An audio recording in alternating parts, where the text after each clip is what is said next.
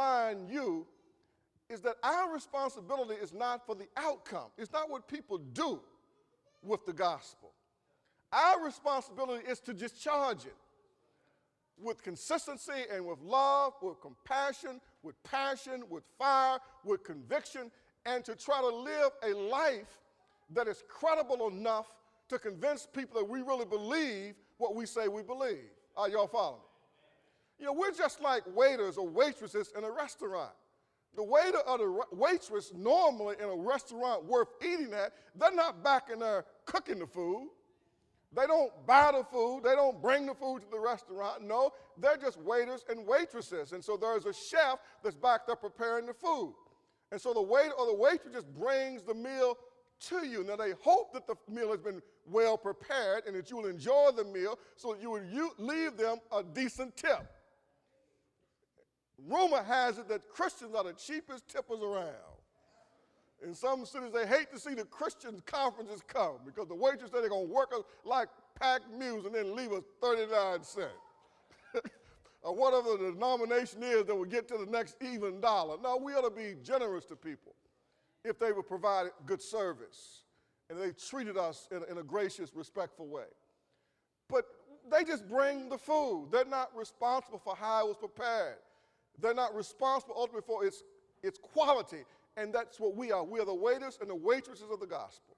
We deliver the meal. We deliver the truth. And we're hopeful that people are hungry enough, they have an appetite, that they will want to partake.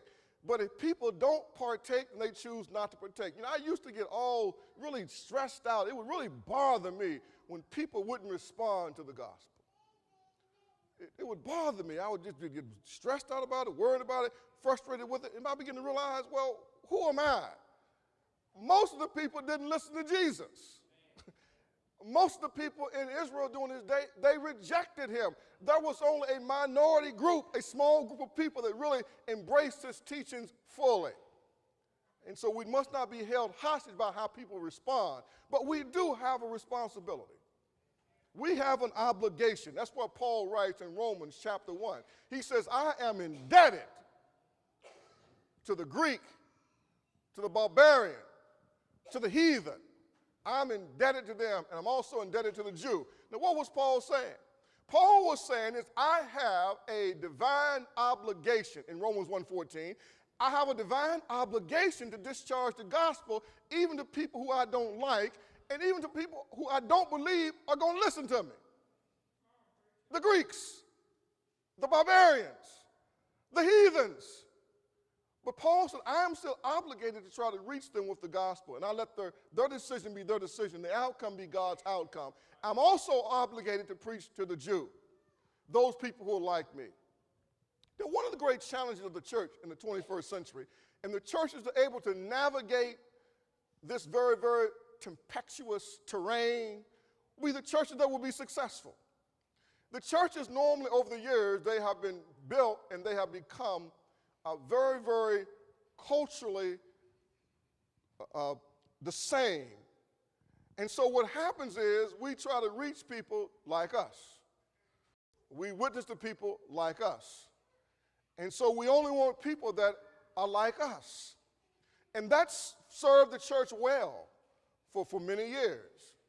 For many, many years, served the churches well in America, that the churches could be basically a mono in their culture. They didn't have to have any diversity, but it's not going to serve the church well in the 21st century.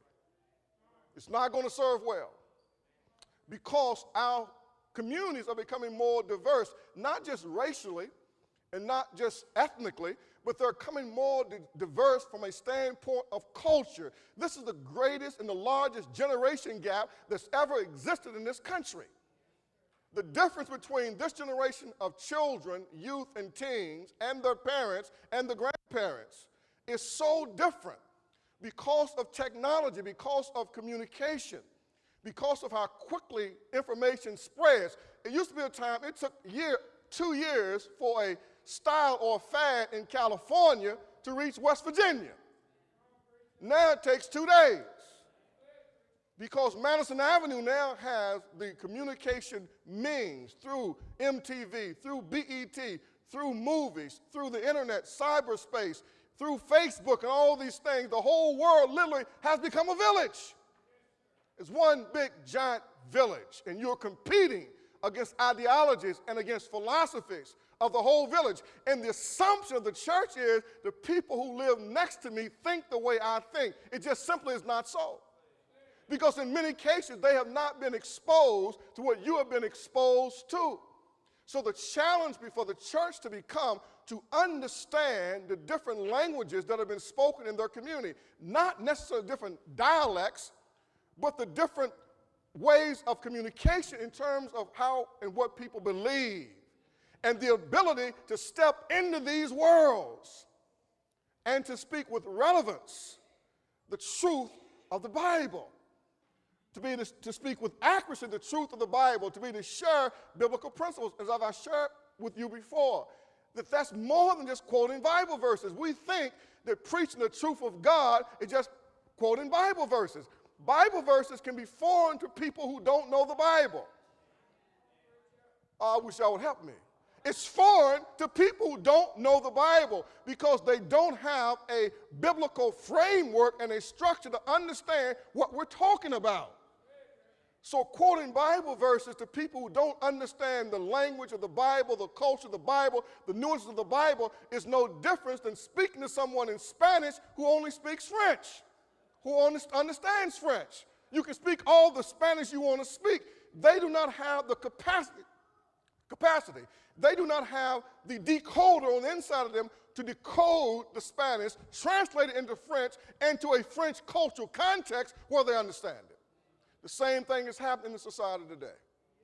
And so we got to speak the truth, but we got to speak it in a language that people understand, and we got to show how the Bible is relevant to the experience that people are going through today. And the churches that are able to do that will be the church that will survive in the 21st century. And those who cannot do it will grow old and age all well together and have a wonderful senior citizen fellowship. But it will not have the energy or the passion of the next generation to perpetuate itself into the future if there be a future. And that's God's vision for the church. It is not to be some little club or cultural club that we create for our own comfort and convenience. No, it is supposed to be the venue through which God is moving his kingdom, and God is trying to reach the generation that is in front of him. Oh, y'all help me. Because if we don't change, we will go the way of the dinosaur, the way of raccoon coats. We are stuck in a paradigm and in a model, and we're recalcitrantly resistant to any type of change. Therefore, in many cases, we repel people if they're not just like us. Think the way we think, see the things the way we see it, and we don't see that. We don't even see that that's what's happening to us. Because many of us don't spend enough time in the world of unsaved folk. Listen to the language and the conversation of unsaved people, and then sharpen our spiritual tools to figure out how do I enter into that conversation with the truth of God. Preach, young man, preach. The church of the first century was a church of the marketplace. It was a church of the thoroughfare. It was people who understood the challenges and the issues in the marketplace, and they were in the marketplace sharing their faith, and they were bringing to bear biblical principles in real time. And that is what is needed today. And that is why, by and large, the church in America today really is not connecting with this next generation, because we are just determined we're going to give it to them straight the way we had it, and that's the way we know how to do it, and we're not going to do it any other way. Look, y'all can send me packing on down the street. It's still going to be the truth, and the next guy who come in here, eventually he's going to have to tell you the same thing. You're not going to want to hear it, but it's still going to be the truth. It's still going to be the truth.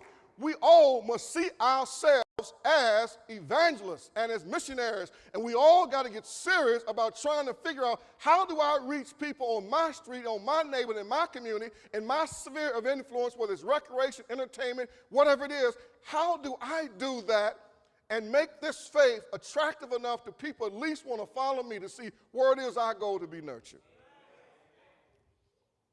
We're in a battle, ladies and gentlemen. I mean, we're in a battle.